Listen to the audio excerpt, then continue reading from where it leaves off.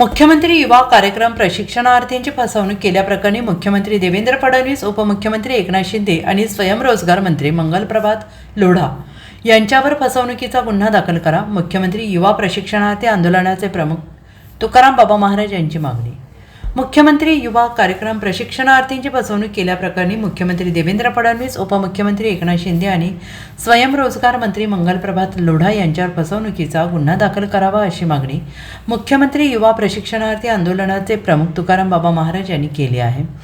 सरकारचे मुख्यमंत्री, उपमुख्यमंत्री आणि स्वयंरोजगार मंत्र्यांनी युवा प्रशिक्षणार्थींना आहे तिथेच कायम करण्याची घोषणा केली होती आणि आता या प्रशिक्षणातील कायम करण्याबाबत आम्ही बोललोच नव्हते अशी भूमिका सरकारच्या मंत्र्यांनी घेतलेली आहे आणि त्यामुळे सगळ्यांवर फसवणुकीचा गुन्हा दाखल करावा अशी मागणी तुकाराम बाबा महाराज यांनी केली आहे. तसेच या प्रशिक्षणार्थींच्या पुढील भवितव्यासाठी 1 ऑगस्टपासून सांगलीच्या कृष्णा काठावर आमरण उपोषण सुरू करणार असल्याचा इशारा तुकाराम बाबा महाराज यांनी दिला आहे.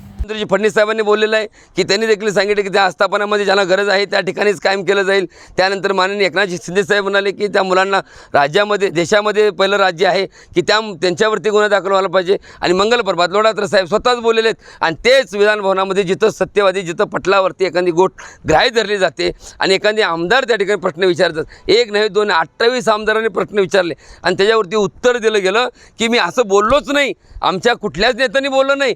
मग हे जर असेल तर माझ्याकडे हा सगळे व्हिडिओ आहेत, ह्या व्हिडिओ जर बघा आणि जर ह्याच्यामध्ये जर खोटं कोण आहे, मग मीडिया खोटे असेल तर मीडियावरही कारवाई करा, जर मंत्री खोटे असतील तर मंत्र्यावर कारवाई करा आणि आम्ही खोटे व्हिडिओ दाखवत असेल तर आमच्यावर पोलीस केस करा, आमच्यावर गुन्हा दाखल करा. आम्ही ते भोगायला तयार आहे. तुम्ही हटणार नाही? मग आम्ही महागार हटणार नाही. जर आम्हाला हक्काची भाकर मिळत नाही तोपर्यंत आम्ही मागत नाही. तुम्ही देतो म्हणलाय म्हणून आम्ही मागायला आलो आहे. आम्ही पहिला काम करत होतो, जिथं काम करत होतो तिथं समाधानी होतो. मुलांची परिस्थिती गडचिरोलीमध्ये बघा परिस्थिती, 5,000 मुलं आहेत, 5-5 किलोमीटर अंतरावरती घर आहे, त्या लोकांच्यावर गरज आहे.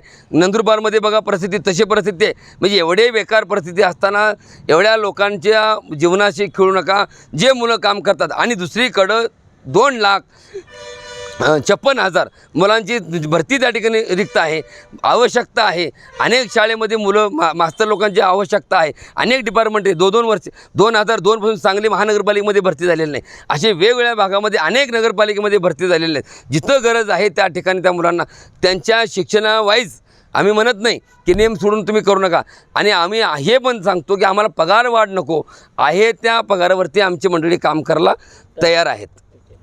Bureau report, SBN Marathi, Sangli.